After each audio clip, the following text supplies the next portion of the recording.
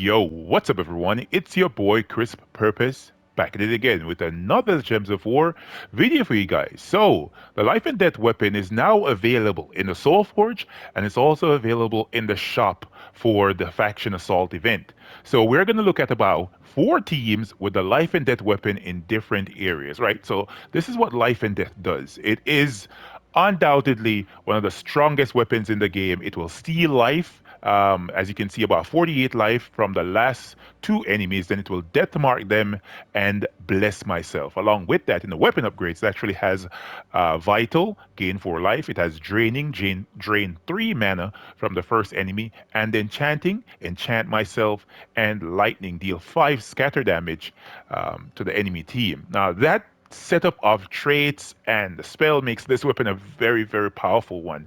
I'm sure you guys have come across this many times in PvP, and it's been horrible going up against this on the enemy team. But yeah, let's take a look at some of these teams right here. Let's back out of this and let's head over to Golvania. So for our first team, let me go back down here. For the first team, we're going to be looking at the standardized application of life and death. So up front on this team, I'm going to have Thrall, followed by life and death, then the Arachnian Weaver. And everyone knows why persons tend to use the Arachnian Weaver and life and death, because both of these things, the troops are hitting the same last 2 slots. So life and death is dealing damage to the last 2 enemies. Along with that, it webs all of the enemies on the enemy team, and it will explode 15 gems if an enemy dies. Of course, Arachnian Weaver is stealthy, impervious, and it has that creeping doom final trait, a 75% chance to summon a web spinner when an enemy dies. Very powerful summon right there. Bane of Mercy is going to be on this team for a little bit of twist as opposed to Leprechaun. This is going to allow the enemy team to get cursed, right? Because Bane of Mercy will inflict curse on all enemies, and she will convert gems, giving Thrall some mana at the start of the battle. The banner here that I went with, let's check out the banner. I think I passed it. There it is. It's the silver banner from the same kingdom that you can get life and death from. That's the silver Necropolis factions.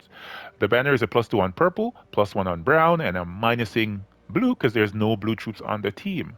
The class is the Orb Weaver hero class, and this is set up for the class. I have uh, what is relevant here? Root Trap is relevant.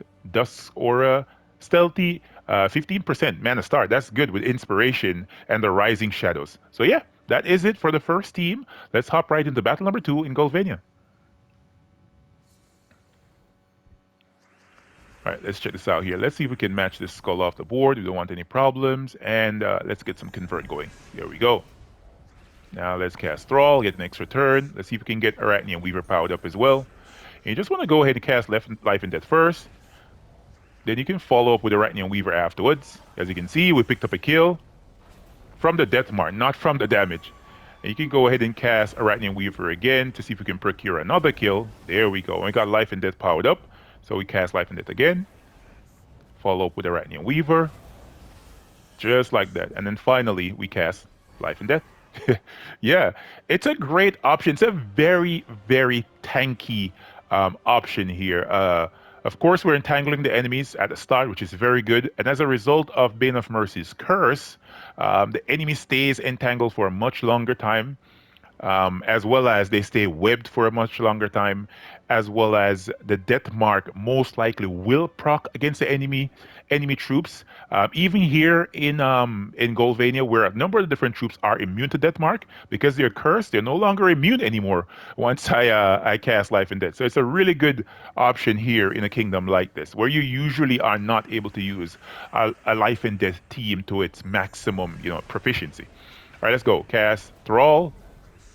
Follow up with Life and Death. All right, come on, stop matching gems. Now, there we go. We got a kill. See? Died from death mark. All right, Life and Death again. Picked up another kill. Arachnian Weaver. We're not going to get a kill this time. Oh, we got an extra turn for sure. That's good. And now Arachnian Weaver again. There it is. There it is. So yeah, guys, that is the first team. I think it's a great team. Very easy to use, especially if you're at a higher magic level. This team becomes even easier. All right, let's move on to team number two. Team number two is with Draculus. So I decided to use a Golvania troop here.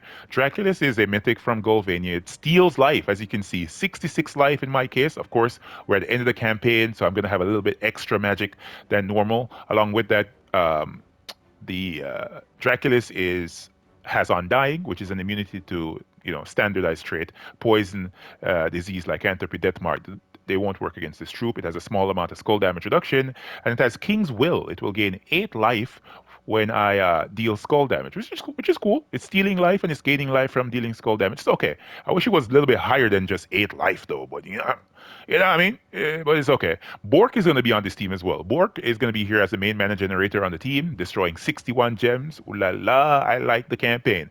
Then it will create 3 bomb gems, skull damage reduction as well. Life and Death is going to be in the third slot on this team. The class is the Mechanist Hero class here. Why? Because I want to give Bork a 50% start. And yeah, I think that's the most that's notable. Mentor is somewhat useful here as well, and Banishment, because just in case there are enemies that are submerged, whenever I match a 4+ gem match, they'll lose that submerge. And Leprechaun is going to give us a fast start. All right, let's go. This is battle number 4 in Golvania with the second life and death option here. All right, so let's go. Cast Leprechaun. We got the troops powered up. Cast this. Cast life and death. And the next time I cast Draculus, troops are going to die on the enemy team. There you go. And now life and death. Yup. Yup. So powerful. That is what I'm talking about when it comes down to a life and death combination. With anything that's like stealing life or dealing true damage, life and death really, really shines. Really shines. All right, let's go. Leprechaun. Here we got Bork. Let's cast Bork. Let's go. Let's life and death. Now let's cast Draculus. And you don't have to worry about Draculus in the first slot. He's stealing life. So he's gaining all of that life for himself. They'll never, ever, ever kill this guy on the top of the team. Oh, I should have just cast life and death. All right, there we go. There it is. This team is so easy, man. It's ridiculous how easy that was. Should I try it again? I might as well. Let's hop into one more fight with this team in Golvania. Battle number 1. Let's do it. All right, let's go. Leprechaun. Let me tell you, man, when you have a higher magic level, so many things become super easy. Let's go, Draculus. Yeah, and sometimes I think it's really good to cast your Draculus first, just so that you can maintain that high level of durability at the top of the team. Because of course he's the one taking the skull hits, and of course I should mention as well, Life and Death works really well with any class in the game. Because, for example, if there's a trait that a class have, or a talent that a class has, once you're blessed with a life and death weapon, you will always have those traits. So for example, if there's enemy troops that are like stunning your troops, it won't be a problem, right? Because life and death is going to maintain the talents, which if they are important for your team, for example, with Bork or anything else that's on your team, you can keep that in mind, that you're always going to have that bless every single time you cast. So even if you get cursed, once you cast life and death again, you're going to gain that bliss, and it's going to remove the curse. You know what I mean? And yeah, it's just a really solid weapon, man. A really solid weapon. All right, this is team number 3 right here. Now, this is a different twist on a life and death team, right? Up front on the team, we're going to have the Jewel Golem. This is going to be here to generate mana for the team, but in a unique way. As you can see, life and death is completely blocked at the back of the team, right? So the Empress is going to be here for giving stats to life and death, because this will give 59 to all skills, which means it's going to give 59 magic to life and death. So it's a large amount of life steal right there. Leprechaun's going to be here for fast mana. It's a very unique option. I just want to go into this and show you guys exactly how it works. As you guys can see as well, I got my Vlad unsated up to shiny level 1, right? That's why it's popping up, on my game, showing that the enemy troop here is shiny level 1. I just want to point it out. You know what I mean? A little flex, somewhat. All right, let's go. Leprechaun. All right, why didn't you get spell ready, sir? It's very little mana I'm asking from you here. All right, so you want to go ahead, cast this, get an extra turn. Now you want to go ahead and cast this right here. See if I can get the Empress powered back up. Now, just like that. And now I can kill, right? Look, I'm stealing, I should say, a 179 life from the two last enemies. Like, look at this. Bang.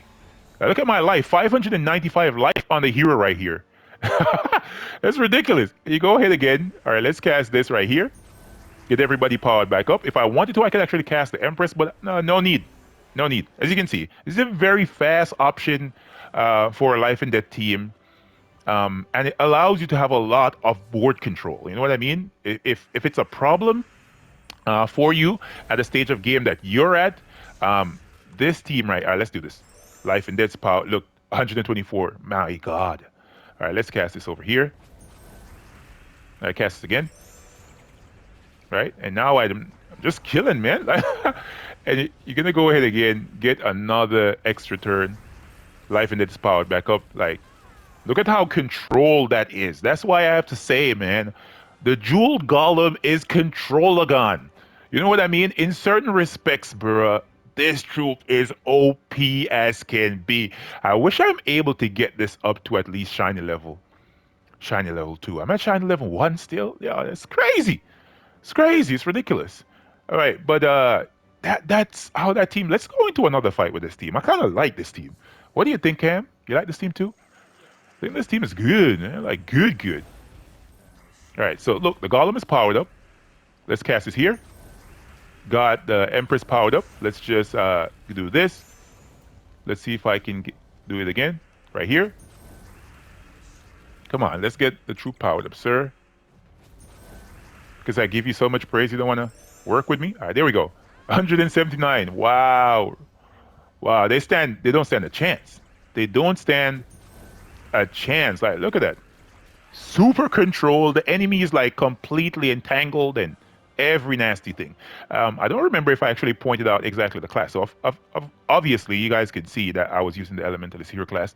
This is set up for the Elementalist Hero class here. You can switch this to Snap Freeze if you don't want to use Impact. I don't think it really matters because it gets ready so fast, it kills them so quickly, and in such a controlled manner that the enemies can't do anything. You can even use this as a PvP team as well. But for me, I don't really play that much PvP, even though I should say I'm going to be putting out a PvP team very soon. A bit of a contradiction there, but I'm just letting you guys know, right? Yeah, so that's the setup for the class. Stone Circle, Storm's Aura, Rock Solid, Lightning Strike, and of course Fortitude. It's a standard setup for Elementalists, That's that. All right, let's move on to the final team here. The final team is with Merilith, followed by Life and Death, followed by Tina 9000, followed by Leprechaun at the back of the team. This is a standard quick killing Life and Death team. Tina 9000 does Tina 9000 things. She'll deal a range of damage, right? From 72 to 144 true damage to 3 random enemies, and it will gain a massive amount of armor. I don't think the armor is necessary here, but you never know.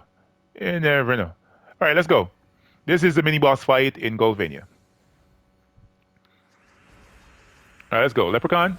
And the class I'm using here is the Archer Hero class. I'm using it for the 50% start, the Leaf Storm, and of course, Hunt. Merilith is actually gaining some attack, 6 attack. Right there. She gains 1 attack when she takes damage as well. So that's the main reason. So you want to cast your Life and Death right here. Follow up with Tina. Whoever Tina hits after you cast Life and Death, it's over. It's over for them. All right, let's go. Just like that. Just like that. How easy was that, man? That's so easy. So easy. And that's the main thing about Life and Death. That's one of the things why you have to get these weapons. These weapons are not available a lot in the Soul Forge, talking about like regularly. They're not available regularly. So you really want to make use of an opportunity if you don't have this weapon to get this weapon, man. So good. All right, let's go. Life and Death. Now let's see if I can cast T9000. Yup, 2 enemies dead. Let's see if I can get Tina powered back up. And I can just use Tina here to see if I can get a kill, then follow up with Life and Death. That is it, guys. That was the mythic boss fight. All right. Come on, sir. Give me something good from the chest. And Arania. I'll take that. I'll take that. Yeah, so those are the 4 teams, guys. Those are the 4 teams. That was a a pretty nice demonstration. Nothing went horribly wrong this time, right? Which is good. All right, so let's go back over the team. So the fourth team right here, as I showed before, Merilith. I should say as well, Merilith is dealing true damage, so it sort of assists your life and death in getting the enemies killed off quickly. So yeah, just need to point that out. So Merilith up front, followed by Life and Death, followed by Tina 9000, followed by Leprechaun, right? Third team right here is with the Jewel Golem, which is undoubtedly one of my favorites. The Jewel Golem with the Empress, followed by Leprechaun, and then the Life and Death weapon is at the back of the team. Team number two has Draculus, followed by Bork 3000, then the Life and Death weapon, Leprechaun's at the back of the team. Can you see, man? Leprechaun's on so many teams. It's good stuff, though. It's really good stuff. And then this team is a standardized Life and Death option with the Arachnian Weaver, Life and Death in the second slot, Bane of Mercy at the back of the team for a little bit of something different. Thrall is the main mana generator here, guys. So yeah, if you guys found these teams helpful, if you found this video informative, definitely hit the like button. Comment to let me know what you guys think. Drop a comment, even if you don't like the team, man. If it's just a smiley face, I'd love to see the comments. I'll respond. I respond to every comment. I try my best to respond to every comment. So drop something. You know what I mean? Drop something. And as well, I want to make mention of this that supers, super chats, all the super stuff. The channel is fully monetized now, so if you guys want to show your appreciation, I would appreciate it.